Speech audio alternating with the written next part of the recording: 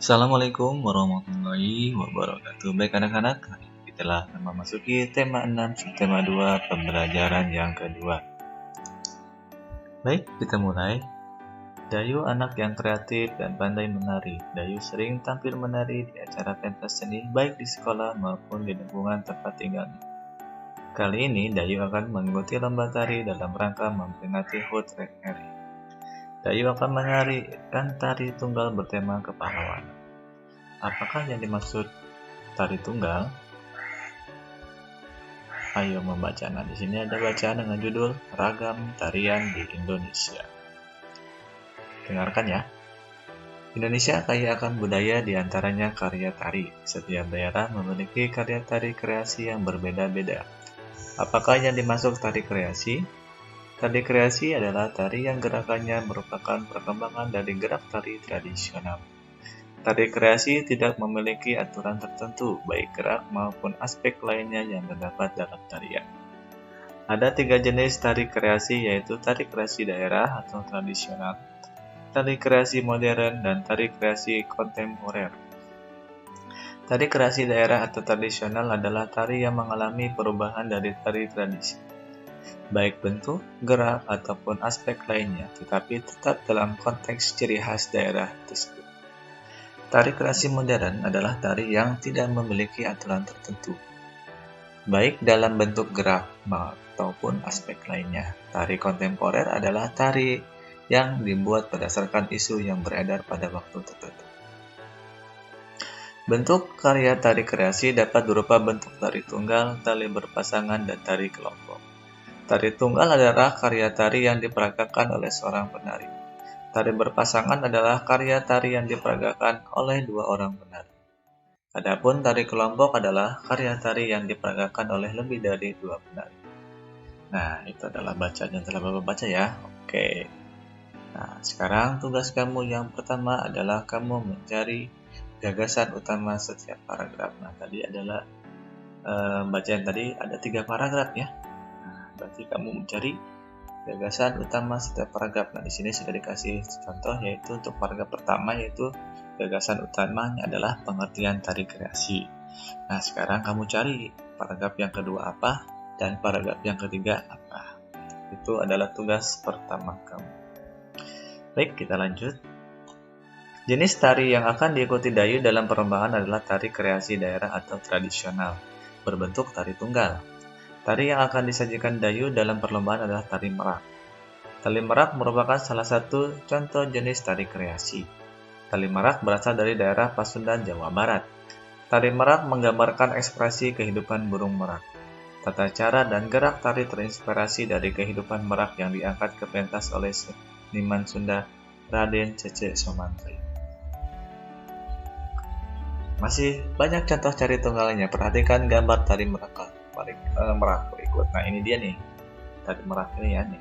Gambarnya seperti ini, aksesorisnya seperti ini. Selain tari merak, banyak karya tari lain yang berbentuk tari tunggal. Apakah di daerah tempat tinggalmu ada bentuk tari tunggal? Apa nama karya tarinya? Berikut beberapa karya tari berbentuk tari tunggal dari berbagai daerah di Indonesia. Nah, ini tari tunggal selain tari merak ya. Tari pendet dari Bali, tari kandangan dari Jawa Barat, tari kelana topeng dari Yogyakarta, dan tari remo dari Jawa Timur. Tarian daerah merupakan akar budaya nasional, oleh karena itu kamu berhak dan wajib melestarikan tarian daerah dengan cara mempelajarinya tanpa membedakan asal daerah setiap tarian. Melestarikan tarian daerah berarti melestarikan budaya nasional. Oke, tugas kamu yang kedua, silakan didengarkan. Nah, Dayu telah mengikuti perlombaan menari. Ternyata perlombaan tadi dibedakan atas 2 kategori, yaitu kategori anak-anak dan remaja. 2 kategori ini didasarkan atas batasan usia. Untuk kategori anak-anak, batas usianya 6-10 tahun. Sedangkan kategori remaja batas usianya 11-21 tahun. Nah, pertanyaannya adalah, masuk kategori manakah Dayu? Mengapa demikian? Nah, itu dia ya. Masuk kategori mana Dayu nih? Lalu apa alasannya? Oke, kamu tuh. Yang kedua, pengelompokan usia anak-anak dan remaja merupakan bagian dari tahapan perkembangan manusia. Manusia akan mengalami beberapa tahapan perkembangan mulai dari sebelum lahir, bayi, kanak-kanak atau anak-anak, puber, remaja, dewasa, dan usia lanjut. Kamu yang berusia 10-11 tahun termasuk masa awal pubertas. Bagaimanakah perbedaan masa kanak-kanak dan pubertas? Nah, itu untuk pertanyaan kedua. Nah, ini dia. Coba diskusikan dengan teman-temanmu. Nah, ini tidak usah diskusi ya. Kamu cari sendiri masing-masing di rumah ya. Pertama adalah ciri masa kanak-kanak untuk laki-laki. Yang keempat, selanjutnya masa kanak-kanak untuk perempuan. Lalu masa pubertas bagi laki-laki dan masa pubertas bagi perempuan. Kamu isi dalam tabel berikut. Ini dia. Ya, kanak-kanak laki-laki, pubertas laki-laki, kanak-kanak perempuan, pubertas perempuan. Itu adalah tugas kamu yang ketiga. Oke, lanjut. Kamu telah memahami perbedaan ciri masa kanak-kanak dan masa pubertas. Sekarang kenali dirimu berdasarkan ciri-ciri masa kanak-kanak dan masa pubertas pada tabel di atas. Selanjutnya, tuliskan kesimpulan masa sedang kamu alami saat ini. Masa kanak-kanak atau sudah masa pubertas, tuliskan. Nah, tugas kamu yang keempat sekaligus tugas kamu yang terakhir adalah menulis pengalaman kamu atau yang kamu alami kamu ini. Jadi kamu bertanya kepada diri sendiri ya, kamu ini masih anak-anak atau sudah masuk pubertas ya.